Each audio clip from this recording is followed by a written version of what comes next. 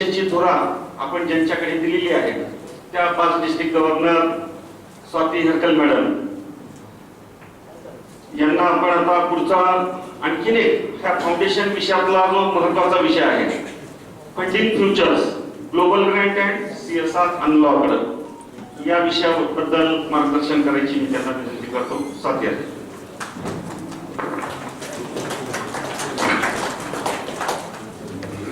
Good morning. सगळ्यांचा भरपूर breakfast झाला, मिठू नामाचा गजरही झाला आणि दीपकची चांगली बॅटिंग पण झाली आहे.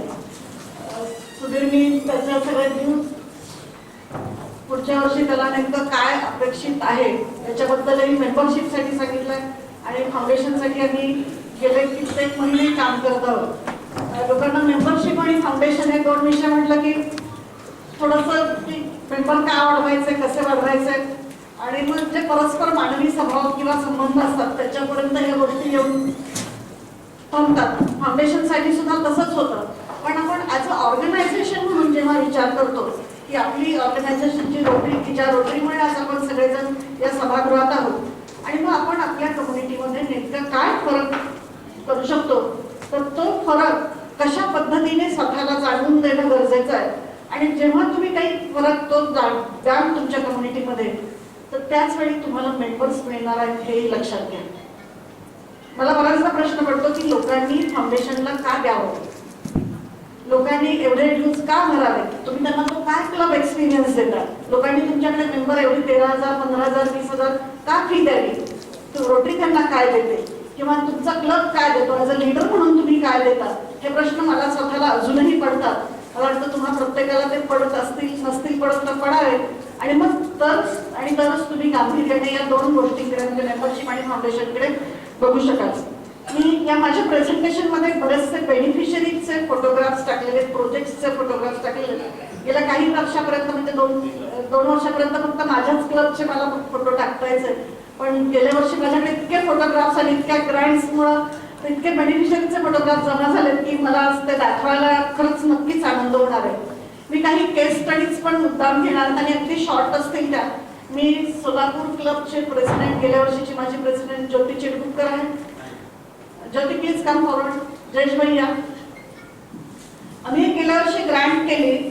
मी आता गेल्या वर्षी झाली म्हणून की म्हणजे बाकी काहीच त्याचा म्हणण्याचा संबंध नाही आहे. थॅलेसेमियाची रेड क्रॉस बरोबर रोटरी क्लब ऑफ सोलापूरने एक ग्रँट केली आणि हे माझं एजी आणि त्या माझ्या प्रेसिडेंट या दोघांनी खूप पुढाकार घेतला. अर्थात सगळा क्लब बरोबर होता आणि ती ग्रँट जे थॅलेसेमियाचे पेशंट आहेत त्यांच्यासाठी स्क्रीनिंग, त्यांच्यामध्ये एकूणच कम्युनिटीमध्ये आउटरीच वाढवणं, त्या आजाराबद्दलचं लोकांमध्ये संबोधन करणं आणि thalassemia minor patients find out करणं की जेणेकरून मेजर होण्यापासून त्यांना प्रिव्हेंट करणं, याच्यासाठी ती ग्रांट झाली. पण ग्रांट झाल्यानंतर ह्या दोघांनी त्यांच्या सगळ्या सोलापूरच्या शाळांमध्ये कॉलेजेसमध्ये काही इनिशिएटिव्ह घेतले आणि त्या इनिशिएटिव्हच्या माध्यमातून 7 पेशंट त्यांना फाइंड आउट झाले. तुम्ही म्हणाल की 7 हा आकडा काही फार छोटा आहे, पण खरं तर तो खूप मोठा आहे आणि अशा पद्धतीने आधी लोकांपर्यंत कुठेच त्याची संवेदनशीलता जागी झाली नव्हती, पण आपल्या ह्या ग्लोबल ग्रँटमुळे ती जागी झाली. आणि ह्या दोघा मंडळींनी ती ज्योती तिच्या प्रोफेशनल तिचं जे काही एक्सपर्टीज त्यांनी दिलं, जयेश भाईंनी त्यांचं काही म्हणजे फंडिंग एक्सपर्टीज आहेत ते दिलं आणि संपूर्ण क्लबनी त्यांना साथ दिली. फाउंडेशनकडून त्यांच्या क्लबचं कॉन्ट्रीब्युशन फक्त $1,300 आहे आणि ग्रँट कितीची आहे? $50,000. बघा नीट ऐका तुम्ही, क्लबनी फक्त $1,300 कॉन्ट्रीब्युशन दिलेलं आहे आणि ग्रँट आहे $50,000ची. थँक्यू. मी तुम्हाला मुद्दाम ह्या केस स्टडी सांगते. हरीश आहे का? नाही, हरीश नाही आहे आणि शिरीष रायते. आम्ही बऱ्याच आपल्या डिस्ट्रिक्टमध्ये नियोनेतल ICUज आपण नांदेडच्या क्लबपासून सुरुवात झाली. नांदेडची पण खूप छान सक्सेस स्टोरी आहे आणि नांदेडच्याच बरीच 11-12 मंडळी आली आहेत की त्याच्यामुळे त्या क्लबमध्ये एक व्हायब्रन्सी निर्माण झाली आणि अशाच NICU नंतर आपण त्या एकाच पार्टनरच्या माध्यमातून करायला लागलो आणि गेल्या वर्षी NICU न्यूरोनिकल neurocritical care clinic plus VTT अशा प्रकारचा प्रोजेक्ट आपण सोलापूर अहमदनगर सेंटरला दिला. शिरीष रायते त्याचे प्रायमरी कॉन्टॅक्ट होते. माझा प्रेसिडेंट गेल्या वर्षीचा हरीश नायर यांनी खूप म्हणजे ग्रांट प्रपोजल साठी इतकं छान काम केलं आणि त्यांना ते आपलं समजलं की ही केवळ आपली जबाबदारी आहे, जे बदल आपणच घडवू शकतो. आणि मग कधीही इतकं फाउंडेशनला गिव्हिंग न देणारा हा क्लब त्यांनी ग्रांटसाठी गिव्हिंग दिलं आणि मी त्यांना सांगितलं ग्रांटला तुम्ही जेवढं दिलेलं आहे तेवढंच मला फाउंडेशनला सुद्धा अॅन्युअल फंडला पण हवं आहे. आणि त्यांनी ते उत्साहाने दिलं. त्या प्रोजेक्टचा आउटकम मी तुम्हाला सांगते, जिथं निओनेटल न्यूरोक्रिटिकल केअर युनिट दिलेलं आहे तर त्या युनिटमध्ये दर महिन्याला 7 ते 8 सेरेब्रल पाल्सी होण्यापासून मुलं वाचवली जातात. प्रमाण हे बघा किती. नगरमधला एक छोटं म्हणजे कोकणातलं गाव आहे ते पण प्रौढा मेडिकल कॉलेज त्या भागातली 7 ते 8 मुलं दर महिन्याला सेरेब्रल पाल्सी होण्यापासून वाचवली जातात. आणि हे काम आपल्याला रोटरी फाउंडेशनच्या माध्यमातून करता आलं. ह्या क्लबनी त्याच्यासाठी बीटीटी सगळ्यात महत्वाचं की त्यांनी 250 पिडियाट्रिशियन्सना ट्रेनिंग दिलं आणि ह्या आजाराबद्दल काय प्रिकॉशनरी तुम्हाला प्रिकॉशन्स घेता येईल. देशातले परदेशातले तज्ज्ञ त्या बीटीटीच्या माध्यमातून आपल्या इथे बोलवले गेले आणि ह्या ग्रांटच्या माध्यमातून खूप मोठं काम झालं आणि अजूनही चालू. थँक्यू. आपण डिस्ट्रिक्ट हे इनिशिएटिव्ह घेतलं किंवा ह्या ग्रांट्स दिल्याबद्दल गेल्या वर्षी आम्ही बऱ्याच क्लब बरोबर नवीन क्लब बरोबर फर्स्ट टाइम ग्रांट करणारे असे बरेचसे क्लब्स होते त्यांच्याबरोबर आपण काम केलं. आणि मग ते करत असताना जाणवलं की लोक आता मला जेव्हा भेटतात तेव्हा ते म्हणतात आम्हाला ग्रांट करायची आहे. त्यांना माहित नसतं पण आम्हाला ग्लोबल ग्रांट करायची याची क्रेज निर्माण झालेली आहे. माझ्या क्लबची ग्रांट व्हायला पाहिजे तसं लोकांना वाटायला लागलं. आणि ही खूप चांगली गोष्ट आहे कारण आपल्या डिस्ट्रिक्टमध्ये 1, 2 किंवा जास्तीत जास्त 3 ग्रांट्स पूर्वी व्हायच्या पण आता हे चित्र बदललेलं आहे. पुढच्या वर्षी आम्ही जवळपास 25 ग्रांट्स प्लॅन करतो आहोत. तुम्ही ऐकलं?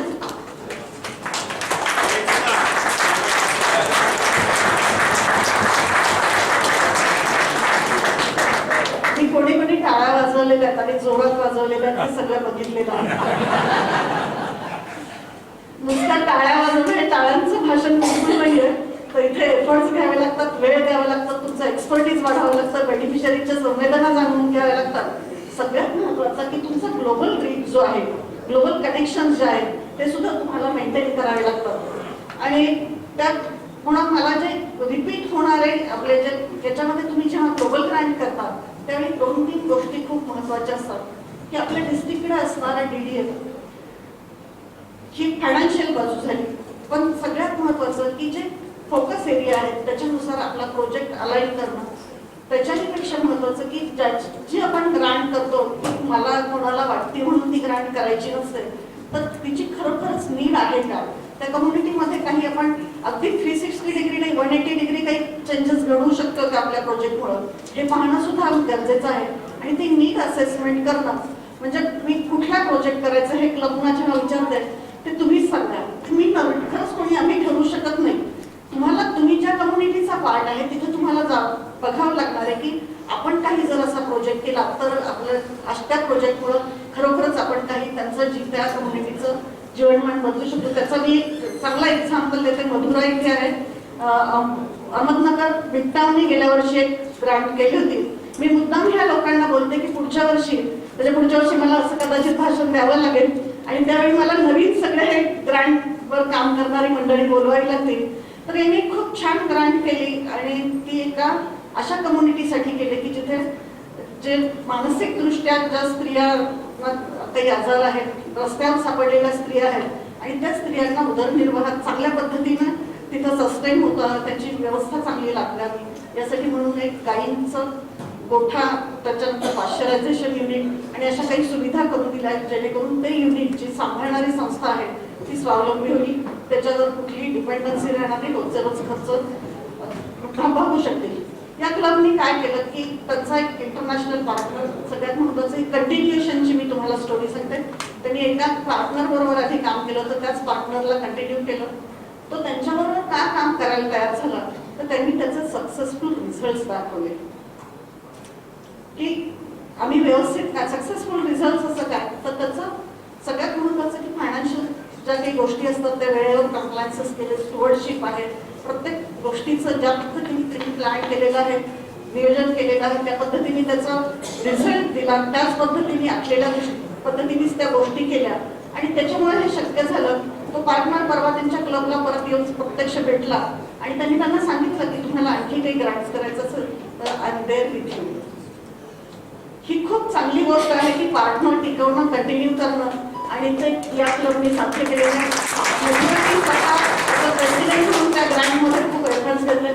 Good, welcome.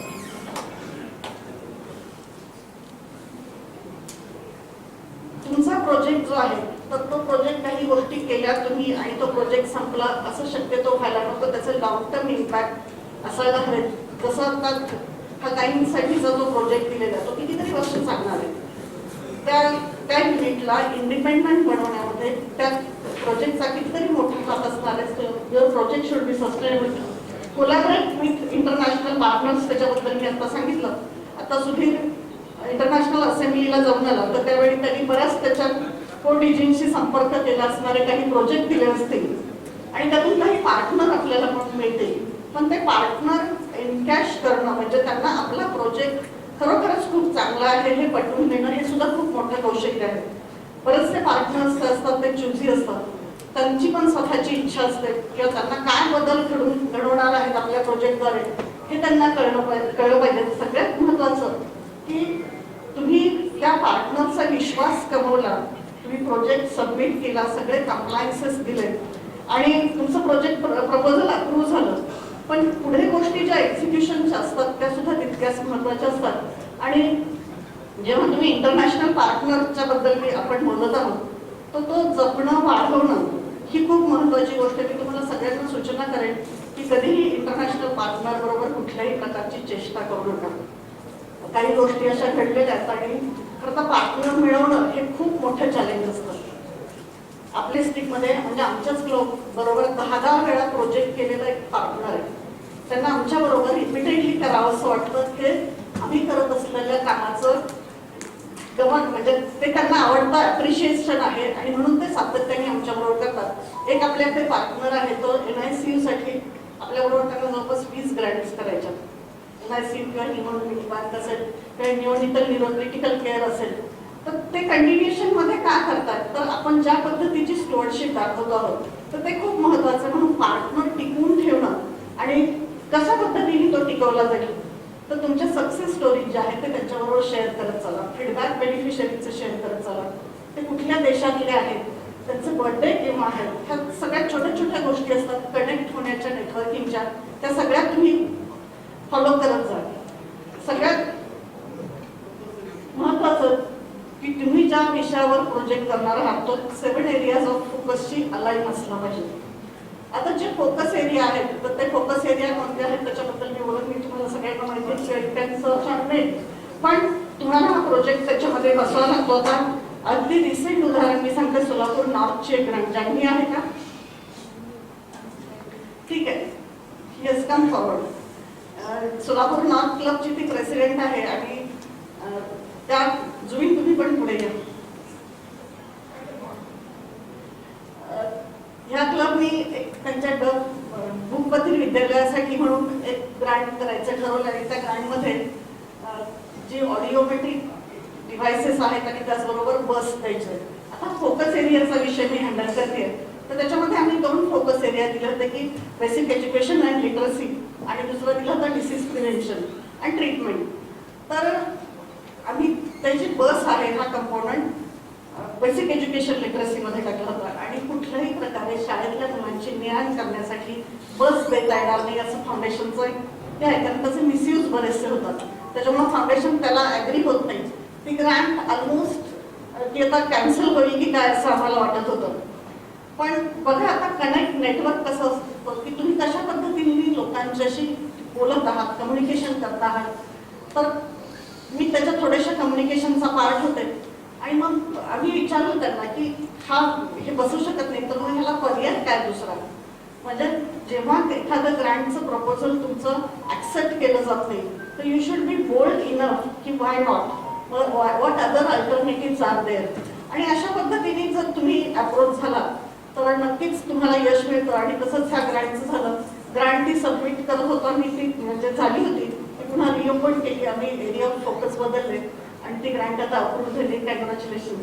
आणि जान्हवीनी आणि जुबी नवारे यांनी त्याच्यासाठी खूप एफर्ट्स घेतले आणि त्याच्यामुळं त्या क्लबला किती आनंद. प्रत्येक क्लबमध्ये जिथे ग्रँट होते त्यांना कितीतरी मोठा कम्युनिटी आउटरीच मिळतो, त्यांच्या मेंबर्सना सगळ्यांना कितीतरी समाधान मिळतं की आपण खूप चांगलं मानवतावादी काम करू शकलं आणि या सगळ्या गोष्टी या ग्रँटच्या माध्यमातून साध्य होतात. Thank you. Club qualification and reporting हा पार्ट इथे आहे. आता बरेचसे क्लब्स इथे आहेत. मी गेल्या वर्षीच्या क्लब्सना बोलवले इथे, पण आम्ही एक आता ग्रुपही स्थापन केला आहे की जो केवळ ग्लोबल ग्रँट रिपोर्टिंगसाठी आहे. ग्लोबल ग्रँटचं रिपोर्टिंग करणं हा खूप महत्त्वाचा भाग आहे आणि बऱ्याचदा लोक त्याच्याकडे तेवढं काळजीपूर्वक पाहत नाही. आपल्या डिस्ट्रिक्टचं जर रिपोर्टिंग 75% किंवा 85% मी म्हणेल, आणि आता आमचा विषय झाला की 100% रिपोर्टिंगपर्यंत आपण पोहोचलं पाहिजे, तरच आपल्या डिस्ट्रिक्टला ग्लोबल ग्रँट करता येतील. आणि आतापासूनच क्लबनी तयारी चालू केलेली आहे आणि मला खात्री आहे की 15 एप्रिलपर्यंत बऱ्याचशा ग्रँटचं रिपोर्टिंग कम्प्लीट झालेलंच आहे. आणि हे जे पाळणं, ही जी शिस्त पाळणं ते खूप महत्त्वाचं आहे. सगळ्यात याच्याही पुढचं महत्त्वाचं की रिपोर्टिंग तर तुम्ही कराल, पण ग्रँट मॅनेजमेंट सेमिनार जे आहेत, जे मला वाटतं DTA वेळी होईल, तर ते प्रत्येक क्लबनी अटेंड करावं. तुमचा एकतरी रिप्रेझेंटेटिव्ह त्याच्यामध्ये असला पाहिजे. आणि जी मंडळी ते ग्रँट मॅनेजमेंट सेमिनार अटेंड करतील त्यांनाच ग्रँटमध्ये पार्टिसिपेट होता येईल. ऑनलाईन सुद्धा हे ग्रँट मॅनेजमेंट सेमिनार करता येतं, ते सुद्धा करून घेऊन तुम्ही तुमचं सर्टिफिकेट्स देऊ शकता. मी इंटरनॅशनल पार्टनर बद्दल बोललेच आहे. आता नवीन काही इंटरनॅशनल पार्टनर आपल्या डिस्ट्रिक्टला आलेले आहेत. गेल्या वर्षी तर बरेच आलेले आहेत. त्याची मला तुम्हाला आणखी एक सक्सेस स्टोरी सांगायची की तुम्हाला केवळ एक डिस्ट्रिक्ट किंवा एक क्लब पार्टनर नाही आहे, तर काही ग्रँटसाठी बरेचसे मल्टिपल म्हणजे 6-7 डिस्ट्रिक्ट पार्टनर झालेले आहेत की त्यांनी DDF दिलेला आहे. म्हणजे गेल्या वर्षीची ही खूप मोठी जमेची बाजू आहे. ती जमेची बाजू अशामुळे की समजा एखादा एरिया असेल की UK आहे किंवा काही युरोपियन कंट्रीज आहेत किंवा US मधले कनेक्टिंग मल्टिपल डिस्ट्रिक्ट्स असतील, तर हे एकमेकांना खूप चांगले बांधलेले असतात. आम्हाला गेल्या वर्षीचा एक UKच्या पार्टनरनी आणखी 6 डिस्ट्रिक्ट्सना जोडून दिलं आणि जवळपास $56,000 DDF दिलं. म्हणजे हे खरोखरच इतकं, म्हणजे माझ्याकडे शब्द नाही आहेत की एखादा पार्टनर इतक्या चांगल्या पद्धतीने आपल्या ग्रँटला सपोर्ट करू शकतो. आमची लातूरची जी ग्रँट आहे, गेल्या वर्षीच्या आपल्या कॉन्फरन्समध्ये कीर्ती हुंकाला RIPR आल्या होत्या आणि त्यांच्या लातूरच्या कॅन्सर स्क्रीनिंग बससाठी म्हणून पार्टनर झाल्या आणि त्यांनी आणखी 7 रोटरी डिस्ट्रिक्ट्समधून DDF आणला आणि बरंचसं फंडिंग बाहेरून घेतलं आणि क्लबचं कॉन्ट्रीब्युशन पण चांगलं आहे. अर्थात अशा आपण 3 बसेस गेल्या वर्षी करू शकलो. आमची कराडला एक झाली, औरंगाबाद क्लबनी एक ती ग्रँट केली आणि आता लातूरनी, आता सोलापूरसाठी माझ्याकडे जयेशबाई बघतात, सोलापूर आणि नगर ह्या प्रस्तावित ग्रँट्स आहेत आणि आपण त्या नक्कीच करूया. कारण ह्या ज्या मी रोटरी आशा एक्सप्रेस ग्रँटचे रिझल्ट जे आहेत ते मला तुम्हाला मुद्दाम सांगायचे वाटतात. आमच्याकडे आम्ही ज्या कृष्णा मेडिकल हॉस्पिटलला जी बस दिली त्यांनी जवळपास आतापर्यंत 3.5 लाख रेकॉर्डेड महिलांपर्यंत ते पोहोचले. प्रत्येक महिलेचं रेकॉर्ड आहे. इतक्या महिला सिलेक्ट केल्या गेल्या. त्याच्याही पुढची गोष्ट की त्याच्यामध्ये 338 महिलांना कॅन्सर आहे हे डिटेक्ट झालं. त्याच्याही पुढची गोष्ट की त्या हॉस्पिटलनी सगळ्या प्रकारचं डायग्नोसिस आणि त्याची ट्रीटमेंट फ्री ऑफ कॉस्ट गव्हर्नमेंटच्या योजनेतून केली. म्हणजे कसा होलिस्टिक अप्रोच आहे, नुसतं स्क्रीनिंग करून आपण सोडून देत नाहीये. तर अशा हॉस्पिटल बरोबर अशाही पद्धतीने टायअप करतो की खरोखरच वी आर सेव्हिंग लाईफ. ह्या सगळ्या सक्सेस स्टोरी मला तुम्हाला सांगायच्या. आणि ह्या जो चार्ट तुम्ही बघितला, मला माहित नाही तुम्हाला तो किती रिडेबल आहे, तर त्याच्यातला सेकंड लास्ट कॉलम जो आहे तर त्याच्यामध्ये $54,400 हे क्लबचं कॉन्ट्रीब्युशन आहे. ह्या 12 ग्लोबल ग्रँटसाठी $54,000 क्लबचं कॉन्ट्रीब्युशन आहे ऑल टुगेदर. आणि ऑन द कॉन्ट्ररी त्या ग्रँटची जी कॉस्ट आहे ती आहे $5,87,265. किती पटीने आहे ते तुम्ही मला सांगा. 10 पटीने आहे. तुम्ही मला सांगा की तुम्ही एखादी इन्व्हेस्टमेंट केली, तुम्हाला कोण देतं का? तुम्ही तुमच्या कम्युनिटीमध्ये बेटरमेंटसाठी जी इन्व्हेस्टमेंट करताय, फाउंडेशनच्या माध्यमातून तुम्हाला 10 पटीने रिटर्न देऊन ती त्या कम्युनिटीचं आणखी चांगल्या पद्धतीने स्वास्थ्य राखण्यासाठी, त्याच्यामध्ये चांगल्या एज्युकेशनल सुविधा देण्यासाठी, त्या कम्युनिटीची इकॉनॉमिक कम्युनिटी डेव्हलपमेंट वाढवण्यासाठी, तिथे काही एन्व्हायरमेंटल जे काही आस्पेक्ट्स असतील ते इश्यू हँडल करण्यासाठी, लहान बालकांचे जीव वाचवण्यासाठी, अशा कितीतरी गोष्टींसाठी आपण गेल्या वर्षी ह्या ग्रँट्स केल्या. आणि मला खरोखरच अभिमान वाटतो माझ्या सगळ्या टीमचा. तुम्ही सगळे इथे बसलेली सगळी मंडळी ही टीम आहे आणि हे सगळं तुम्ही केलेलं आहे. कारण तुम्हाला प्रत्येकाला मनातून वाटत होतं की हे जणू काही आपलंच काम, ही जणू काही आपलीच जबाबदारी आणि आपण ही पार पाडली पाहिजे. या भावनेने तुम्ही सगळेजण हे करत असतात. मला असं वाटतं की हा जो 54,000चा आकडा आहे तो पुढच्या वर्षी तेवढा किंवा थोडासा वाढेल, पण त्याचा 10च्या 20 पटीने आपण करू शकू का? Are you ready? आवाज नाही येतो तुम्हाला, स्वतः विश्वास नाही असं वाटतं. You are ready? Okay, very good. हा काही चमत्कार आहे का? नाही, हे तुम्ही घडवलेलं आहे. हे घडू शकतं हे दाखवून दिलेलं आहे. त्याच्यामुळे थोडीशी हिंमत आमची वाढलेली आहे. वाढवायची कधी हिंमत आणखी? जसं आता बोल्ड स्टेटमेंट केलं गेलं की आम्ही 35 क्लब वाढवू, पण त्याच्याबद्दलचे जे काही गोष्टी आहेत कशा पद्धतीने झाल्या पाहिजेत, काय काय केलं पाहिजे हेही सांगितलं गेलं. फाउंडेशनच्या बाबतीत असं नाहीये, तुम्ही द्या आणि त्याच्या कितीतरी पटीनं घ्या. माझ्याकडे काहीतरी $35,000 DDF होता आणि त्याच्यामध्ये आम्ही $5,87,000 एवढे डिस्ट्रिक्ट मध्ये आणू शकलोय. गव्हर्नमेंट पेक्षाही आपण जास्त काम केलेलं आहे हे लक्षात घ्या. आणि हे सगळं तुम्ही केलेलं आहे आणि हे तुम्ही करू शकता हे दाखवून दिलेलं आहे. म्हणून आपल्याला हे पुढे कंटिन्युएशन मध्ये न्यायचं आहे. त्याचा दुसरा आणखी आपण गेल्या वर्षी आपल्या डिस्ट्रिक्ट मध्ये एक पहिली CSR ग्रांट एक्झिक्यूट झाली आणि कलिका स्टीलनी आपल्याला ती $21,000 ग्रांट लायब्ररीसाठी म्हणून लायब्ररी कबर्डसाठी दिली. आपण त्या ग्रांटच्या माध्यमातून प्रत्येक क्लब पर्यंत पोहोचलो. प्रत्येक क्लबला आपण काही कपाट, लायब्ररी कपाटं दिली, पुस्तकं दिली आणि अशा 1,000 लायब्ररी जवळपास आपल्या डिस्ट्रिक्टमध्ये शाळांमध्ये तयार झाल्या. दुसरी एक ग्रांट मला तुम्हाला त्याच्याबद्दल सांगायचं आहे. कुठे मीटिंग कुठे? रोटरी क्लब ऑफ अकलूजनी दुसरी एक ग्रांट आणली आणि त्या माध्यमातून आपण सगळ्या क्लब्स पर्यंत बायसिकल्स पोहोचवल्या.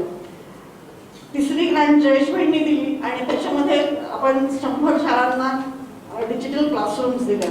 बघा, ह्या ज्या तिन्ही CSR ग्रांट झाल्या आणि मुद्दाम मी मेन्शन केल्या, ह्या तिन्ही CSR ग्रांट ज्या आहेत तर त्या CSR ग्रांट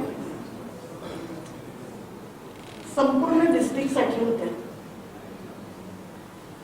तुझे पुढे माझं असं थोडंसं प्रपोजल आहे आपल्या डिस्ट्रिक्ट पुढे की ज्यांच्याकडे असे कोणी CSR पार्टनर्स असतील तर त्यांनी त्या ग्रांट, आपण असे काही प्रोजेक्ट प्लॅन करू की त्या पूर्ण प्रत्येक क्लबला त्याचे बेनिफिट्स मिळतील. तुमची इच्छा आहे का अशी?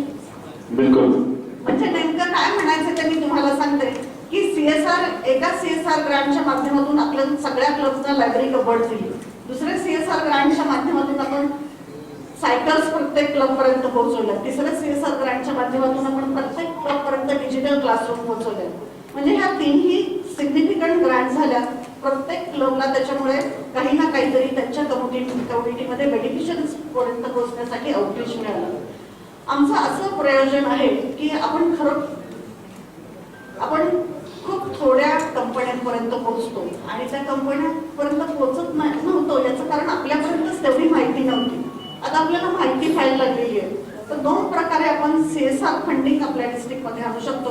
एक तर ते $21,000च्या पुढचं असेल तर ते आपण रोटरी फाउंडेशन बरोबर घेऊ शकतो आणि त्याच्यापेक्षा कमी असेल, $8-10,000 देणारी एखादी कंपनी किंवा 8-10 लाख रुपये देणारी कंपनी आहे तर ती आपण आपल्या डिस्ट्रिक्टच्या वेलफेअर ट्रस्ट थ्रू रूट करू शकतो. तुम्हाला दोन्ही ऑप्शन्स आहेत. मला असं सांगायचं की तुम्ही या सक्सेस स्टोरीज मला का सांगितल्या, त्याचं कारण असं आहे की ही भाषा तुम्ही प्रत्येकाने अशा ग्रुप्सपर्यंत, अशा कंपन्यांपर्यंत बोलायला पाहिजे की रोटरी हे आमच्या ह्या भागामध्ये करते की जिथं खूप जास्त काम करण्याची गरज आहे, ग्राउंड आहे. आपण पुण्या मुंबईत राहत नाही त्याच्यामुळे लोकांना वाटतं की आपल्याकडे पैसा नाही, पण मला माहिती आहे लोकांकडे किती पैसा आहे. लोक कशासाठी खर्च करतात ते त्याच्यापेक्षा मला जास्त माहिती आहे, पण मी त्याच्याबद्दल जास्त बोलत नाही. पण तो पैसा जर चांगल्या कारणासाठी आणि अंतिम समाधान मिळवण्यासाठी जर वापरायचं असेल तर यूज इट विथ रोटरी. कारण तिथे ट्रान्सपरन्सी आहे, तिथे खूप चांगल्या पद्धतीचं कम्युनिटी सर्व्हिस आहे आणि एक इंटरनॅशनल प्लॅटफॉर्म तुम्हाला मिळतो. तुम्ही ज्या कंपनीपर्यंत पोहोचता तर त्या कंपनीला तुम्ही रोटरीचं काय काम आतापर्यंत केलेलं आहे ते तुम्ही दाखवा. पोलिओसाठीचं काम सांगा, पण त्याच्याच बरोबर आपल्या डिस्ट्रिक्टने तयार केलेल्या सगळ्या स्टोरीज त्यांच्याबरोबर सांगा. आणि मग त्यांना पटेल की किती ट्रस्टवर्दी ऑर्गनायझेशन आहे, आपण खरोखरच रोटरी बरोबर काम करूया. सगळ्यात महत्वाचं, जेव्हा तुम्ही रोटरी बरोबर काम करते ती एखादी कंपनी, तरी फक्त 5% त्यांना ऑपरेशनल कॉस्ट द्यावी लागते. ऑन द कॉन्ट्ररी इतर ऑर्गनायझेशन, इतर NGOs बरोबर केली जाते, तर त्यावेळी तिथे 15%, 20%, 22% इतकी ऑपरेशनल कॉस्ट आहे. त्याच्याही पेक्षा महत्वाचं 5% ऑपरेशनल कॉस्ट तुम्ही क्लब्सनी जरी घातली तरी त्यांना 100% त्यांनी दिलेल्या अनुदान जे काही आहे तर ते सगळं तुम्ही 100%चं काम केलंय हे एन्शुअर करून सांगू शकता. तर ह्या सगळ्या गोष्टी मी तुम्हाला मुद्दाम सांगते, मुद्दाम तुमच्यापर्यंत पोहोचवते, कारण पुढच्या वर्षी आपल्याला CSR वर खूप काम करायचं आहे. आणि असं म्हणू नका की माझ्या एकट्याने काय होतं, पण ह्या एकट्या क्लबनी केलेलं आहे. पॉवर ऑफ वन हे लक्षात घ्या, आणि असे एक एक एक जास्तीत जास्त एकत्रित येते तरी खूप मोठं ते काम उभं राहणार आहे, हे आपण लक्षात घेऊया. आता ही जी कोण CSR कुठली कंपनी तुम्हाला देऊ शकते, तर ज्यांची नेटवर्थ जी आहे ती 5,000 करोड आहे किंवा त्यांचा टर्नओव्हर 1,000 आहे आणि त्यांचं नेट, किंवा आम्ही म्हणते किंवा त्यांचं नेट प्रॉफिट 5 CR पेक्षा जास्त आहे, अशा कुठल्याही कंपनीला तुम्ही अप्रोच होऊ शकता. CSR बॉक्स सारख्या काही वेबसाईट्स आहेत, तर त्याच्यावर तुम्हाला त्यांच्याबद्दल माहिती मिळते. तुम्ही किंवा ChatGPT वर सर्च करू शकता की आमचा हा एरिया आहे आणि त्या एरियामध्ये कुठल्या CSR कंपन्या, कुठल्या कंपनीकडे कुठला CSR आहे हे त्यांना त्या डिक्लेअर करावं लागतं. त्यामुळे तुम्ही लवकर रीच होऊ शकता. अशा कंपनी तुम्ही तुमच्या भागातले आयडेंटिफाय करा. मोठे जे ब्रँड्स असतील त्यांना आयडेंटिफाय करा. एक लक्षात घ्या की काही ब्रँड्स, मी आता ब्रँड हा शब्द वापरलाय, त्यांना तालुका लेव्हल पर्यंत यायचंय. ह्या आपल्या सगळ्या एरियामध्ये त्यांना मार्केट हवंय. तर त्यांनी केलेल्या गोष्टी ज्या आहेत त्या प्रत्येक समाज घटकापर्यंत पोहोचणार असतील तर ते त्यांना हवंय. आपण जेव्हा कबोर्डची ग्रँट केली तर त्या कबोर्डवर, प्रत्येक कबोर्डवर आपण कलिका स्टील टाकलं. ती ग्रँट करताना आम्ही त्यांना म्हटलं की तुम्ही 1000 शाळांमध्ये जाणार आहात, 1000 शाळांमध्ये कलिका स्टील दिसणार आहे. Means how you have to sell your grant. हे खूप महत्वाचं आहे. आणि मग आपण 1000 ठिकाणी जर अशा इतक्या थोड्या खर्चातून पोहोचणार असतो तर कुठलीही कंपनी तयार होते आणि तुमचं काम साध्य होतं. तर अशा पद्धतीने तुम्हाला काम करणं गरजेचं आहे. अर्थात रोटरी फाउंडेशन बरोबर तुम्ही जेव्हा ग्रांट करता त्यावेळी त्याचे काही कंप्लायन्सेस असतात.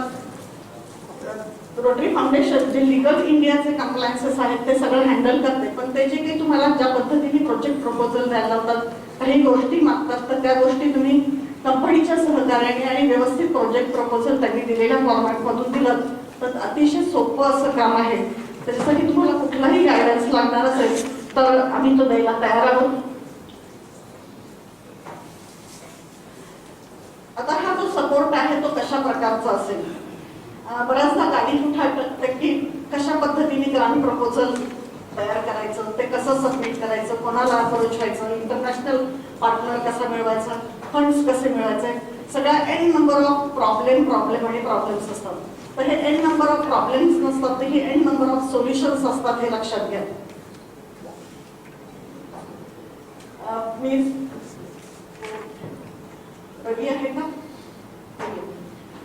सुधीरच आहे. सुधीरच्या क्लब बरोबर आम्ही एक ग्रँट केली होती आणि ती ग्रँट खूप महत्व आहे. म्हणजे अशी होती की त्या बेनिफिशरीजना ती ग्रँट करण्यासाठी बरेच वर्ष आपली वाट पाहावी लागली. पण ज्यांना आम्ही अगदी ऍक्सिडेंटली अप्रोच झालो, म्हणजे मी जेव्हा इंटरनॅशनल असेंब्लीला गेले होते त्यावेळी मला ते एक गृहस्थ भेटले आणि त्यांनी सांगितलं की असं असं मी महाराष्ट्रातलाच आहे, मराठीतून बोलायला लागले. मला फार छान वाटलं आणि मग मी त्यांना सहज म्हटलं की ज्ञान प्रबोधिनीचं हरळीतलं सेंटर आहे, तिथं काही 2 प्रोजेक्ट्स आहेत त्यांचे. तर ते म्हणाले की माझी बायको, म्हणजे त्या गृहस्थांची पत्नी, तर त्या आणि लताताई भिशीकर ह्या क्लासमेट्स आहेत, म्हणजे त्या हरळी केंद्र चालवायच्या. तुम्ही बोलणं किती गरजेचं आहे हे लक्षात घ्या. आपण बऱ्याचदा काय बोलायचं, कसं बोलायचं ह्या निवंचनेत असतो, पण तुम्ही जगत जर असाल तेच की मला पार्टनर हवेत, मला हे करायचं, मला हा प्रोजेक्ट आहे, तो प्रोजेक्ट आहे, तर तुम्ही जिथं कुठे जगात पोहोचाल तिथे तुम्ही तुमच्या गोष्टी सेल करू शकता, हे लक्षात घ्या. मी हा शब्द जो वापरते तो कदाचित काहींना आवडणार नाही, पण अशा पद्धतीने जर तुम्ही काम केलं तर आणि तरच तुम्हाला कनेक्ट होता येईल.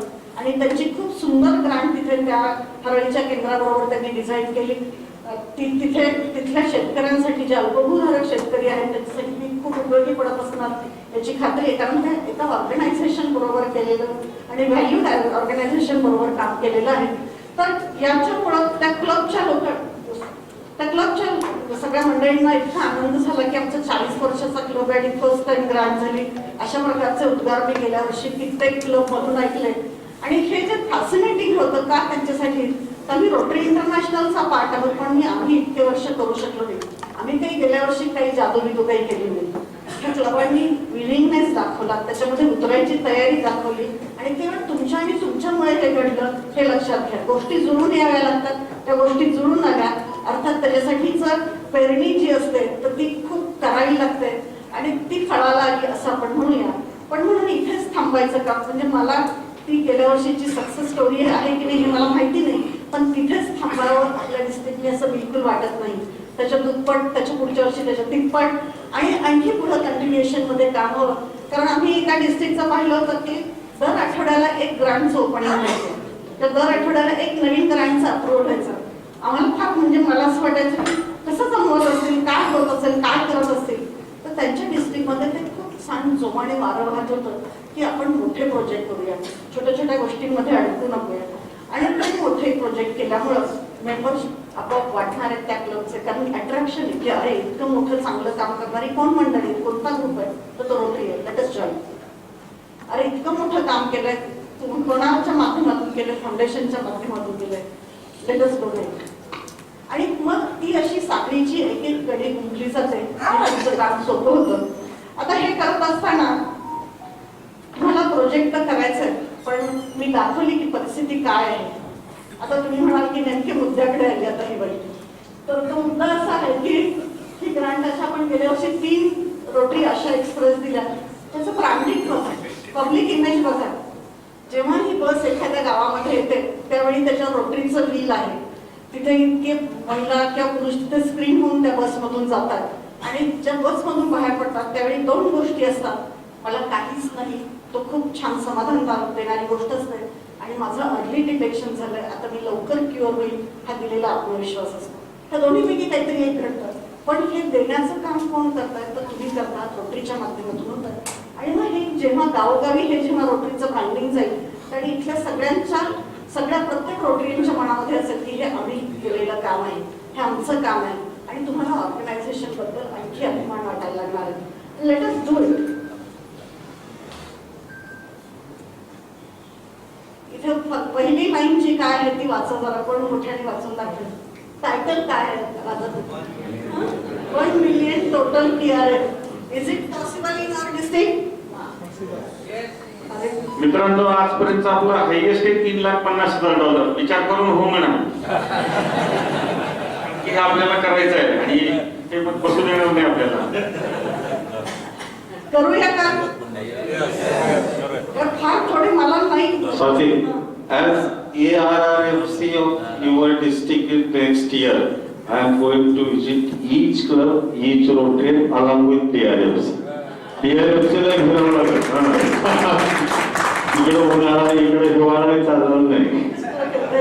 आता आमच्याकडे फौज खूप मोठे म्हणजे ऑफिसर्स खूप आहेत की जे तुमच्या बरोबर असणार आहेत. मी दोषाला होणार आहेत असं अजिबात म्हणणार नाही, पण कसं how we can achieve it. त्याच्यामध्ये आपण एक मोठा प्रोग्राम घ्यायचा ठरवलाय की जो गेल्या वर्षी घेतला गेला होता रोटरी रन, आणि चांगलं सबस्टेन्शियल कॉन्ट्रीब्युशन आपण जमवलं होतं. त्याचं बेनिफिट्स काय आहेत ते मी तुम्हाला सांगते. आपण 15 ऑगस्टला एक रोटरी रन घ्यायचं ठरवलेलं आहे. तुम्ही प्रत्येकाने आणखी 10 मेंबरना इथे बसलेले आणखी 10 मेंबरना अदर दॅन रोटरी इन्व्हॉल्व करायचं. ती रोटरी रन 15 ऑगस्टला आपण घेऊया आणि त्याच्यातून फंड रेझिंग करूया. त्याचे डिटेल्स सगळे दिले जातील.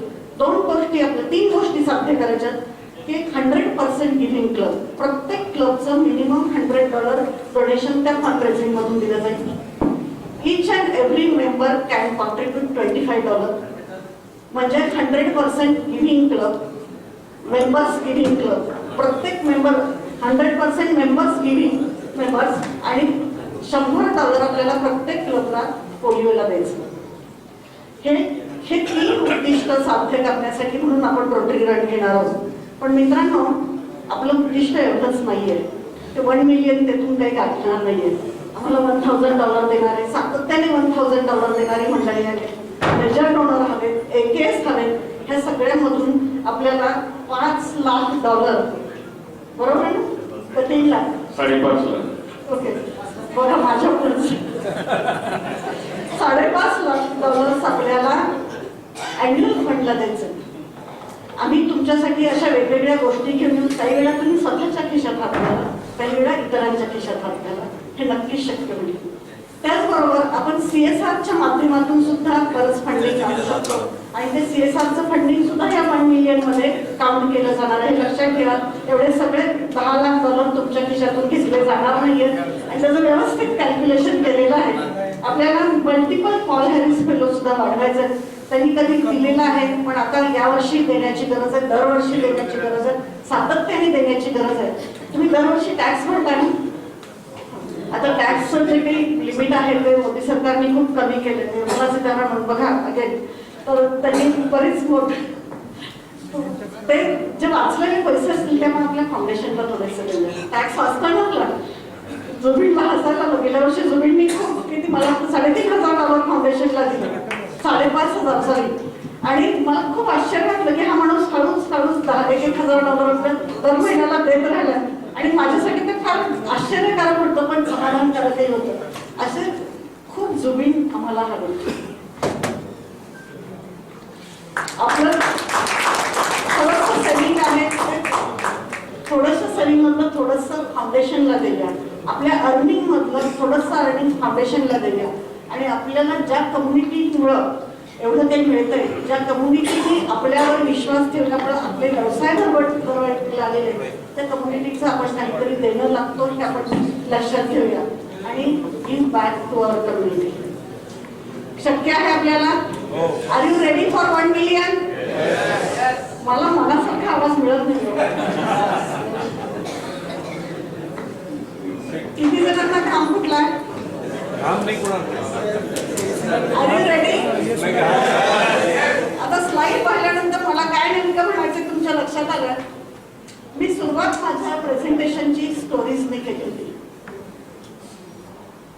नाव you have to write your own stories.